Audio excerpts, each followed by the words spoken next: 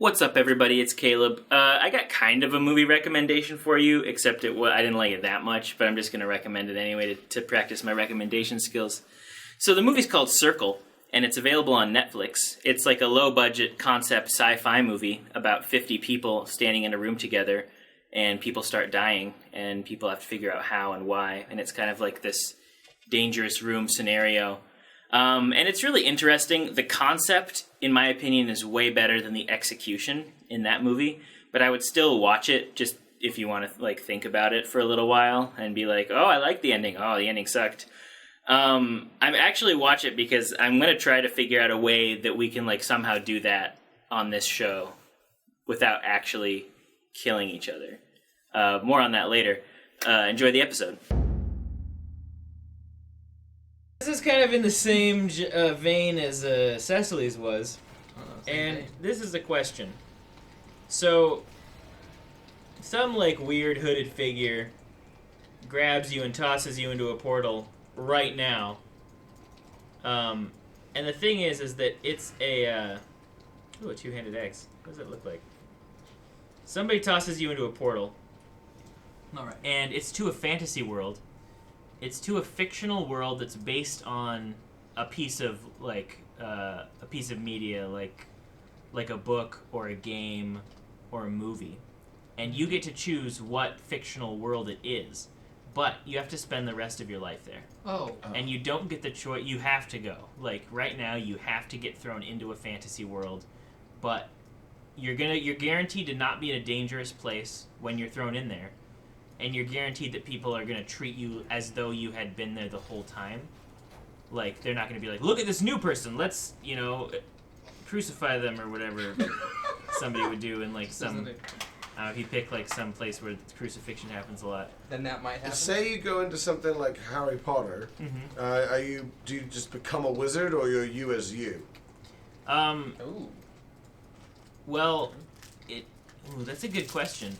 In a world where there are normal humans, you're a normal human. Yeah. So take that as you will. Got it. I know my answer. So anyway, you can take nothing but the clothes on your back, yada, yada, yada. So where would you go, and then what would you do also? So whoever wants to start, we'll just go clockwise from whoever starts. I really want to go first. Yeah, James. I'm going to go and join AMC's The Walking Dead. Nice. Now, I'm assuming that in how you described it, I'd probably get thrown into where they are in the show right now, or at the beginning of the show. You're current with it. Okay, so my goal would probably be to get to Rick's group, and if I'm thrown into it right now, I'm on the other side of the country from Rick's group, so that's gonna take a while. I'm in Washington. They're over in Washington, D.C. That's not really a spoiler. So there's a whole zombie-infested country I'm going to get through. And plenty of time to plan how I'm going to try to convince this lunatic to let me into his group. Because Rick is not the easiest guy to make a good first impression with. And you do it wrong, you're dead. So I'm going to really think about that as I'm crossing the country. But The Walking Dead. Without a doubt. Cool. Billy, where would you go?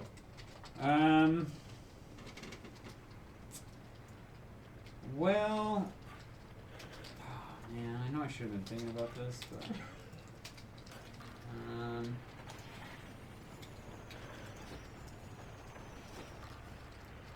I don't really want to take an easy answer. I think that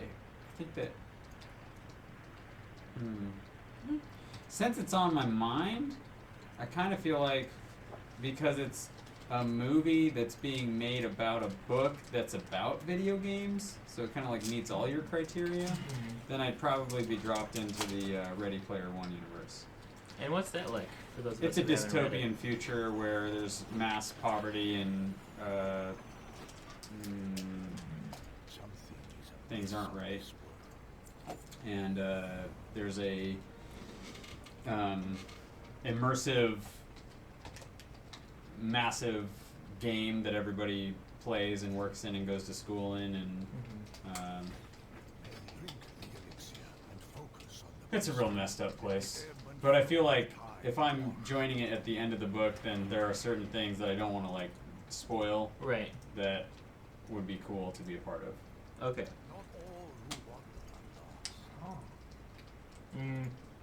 What's the simulated world like? Like, is it fantasy? Is it just It's normal? all types. Really? It's basically like a universe full of planets, and all of those planets are coded to be different things. So there would be like a Harry Potter planet. There would be planets that technology is not allowed, planets that magic's not allowed, planets that both are allowed. So like if you have a big spaceship and you go to a planet that technology and magic are allowed, you could like shrink your spaceship to the size of, pocket size and put it in your pocket. But if you go to a planet that doesn't have magic allowed, then you couldn't do that. Mm-hmm. So you'd have to like park it. Interesting. Yeah. So you're kind of getting a grab bag, other than the fact that you're actually in a dystopian future. And that is just a game. Right. But I could experience any of those things. Yeah. Well, my place, this is a tough call for me because I spend a lot of my time in my head and not, I guess I'm technically in the real world when I'm thinking about stuff, but think about a lot of different fantasy universes.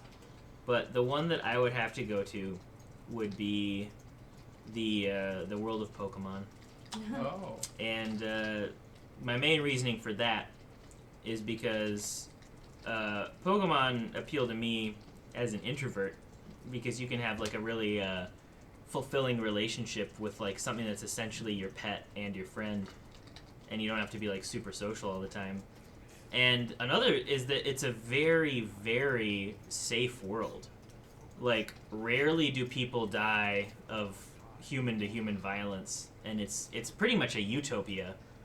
And you could just safely travel, basically, and you could get money from basically just Pokemon battling people. Like, my job could just be walking around, exploring places, Pokemon battling people, and chilling out. And, like, go to the big mall and buy a big, fluffy Pokemon doll and just chill out more.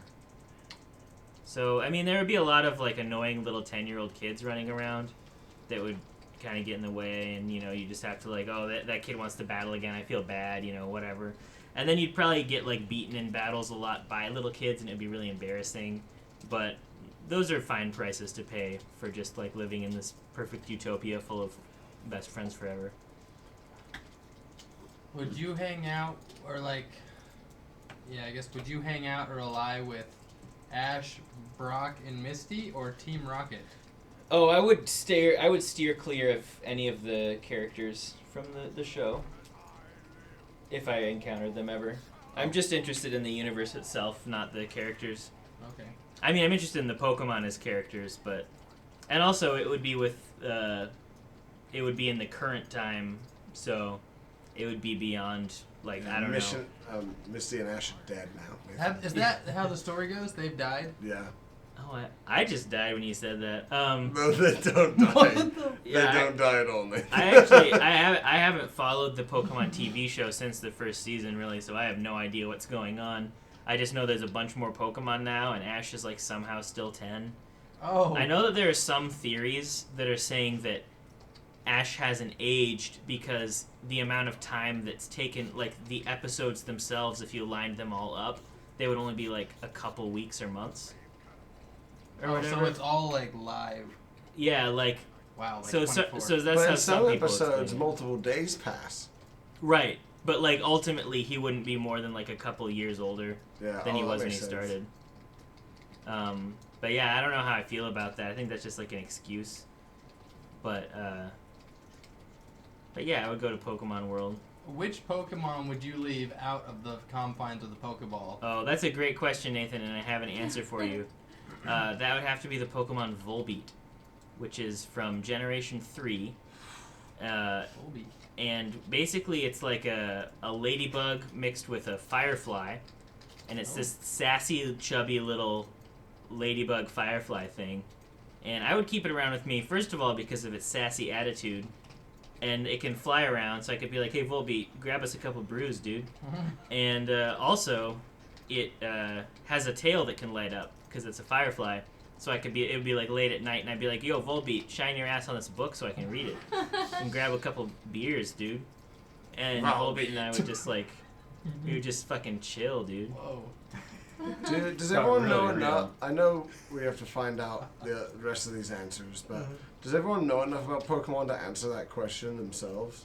What Pokemon would you leave outside Yeah, the that would Pokeball? follow you That's around. such a good question to Yeah, be I've honest. I got wish mine. that was like my original question. I don't think that I know enough about that to answer that, but I like that when Narvi answered, the guy who's wearing the Pokemon shirt gave like a. Yeah, yeah. I think that's awesome. Wait, it answered the Any- Volbeat question, or which one did I at? No, not. It was more like a. Maybe you didn't know which Pokemon, the third generation. Oh, whatever. the third generation. I did at that Right. because you gotta stick with the classics. Oh I man, I those know. are people. Those are the people who only like Pokemon because of nostalgia, and, Oh. and don't care about. Oh. Because it'd be like only reading the first Harry Potter book and being like everything after that doesn't Well, count. no, I'm not saying that it doesn't matter. I'm just saying that the one I'd have out of my Pokeball. The main Hmm. squeeze. Oh, okay, yeah, sure. I think that should be like maybe the one you got when you first trained, like my Blastoise, or Right. or if I never leveled up Squirtle. If I had to pick a Generation 1 Pokemon to be outside of the Pokeball, then it would be Clefairy. Nice. I love Clefairy. Because it likes crystals, you got the moonstones going on, it's probably from outer space. That's cool. Anyhow. I don't know if I would like hearing any of the names enough to have them out all the time. But some of them don't say their names though. Some of them just kind of like mumble. I thought they all did. And why does Meowth get to talk normal? What is that? He's special. It's probably some kind of genetic defect or something. Like some of them just are like. Who like else needs to weird answer that noises question? like that. I do. We should wrap it. Mosey Wait, on. did everybody answer the universe they're going into? No, Yeah, I'm gonna that's do what I'm that. saying. I'm gonna do a twofer right here. Pokemon out of the Pokeball, Bulbasaur, Bulba. And then for my video game universe that I'd be transported to instantly, it would be a Honey, I Shrunk the Kids video game. Because I've always wondered how my perception would change if everything was oversized and gigantic. It could just be the movie, Nathan. It's not specific. It can be the movie? It's not a video game. Just any yeah, the fantasy world of Honey, I Shrunk the Kids, and I would be okay staying in that world as long as I had like a person or two to adventure with. Do I have that? I mean, you'd have to make friends. Oh, with other small Dude, people. Right, yeah. not necessarily. You could do the Borrower's universe. Oh yeah. Oh yeah. But you'd be a normal human. Oh shit. You would, Yeah. for sure. You Yeah. have to be in the world where there's the technology to change you into. Yeah. Right. Okay, yeah, so I picked that one. That's my answer. Who else? I would pick the Lord of the Rings area, and I would live in one of the more elvy sort of realms. They're just so beautiful. Can't handle it. Do you think they'd let a human live there? Yes, they would, because I would astound them with my knowledge of their culture. Mm. What are these books you And see? if not, I will say, F it, and I will go live with the hobbits.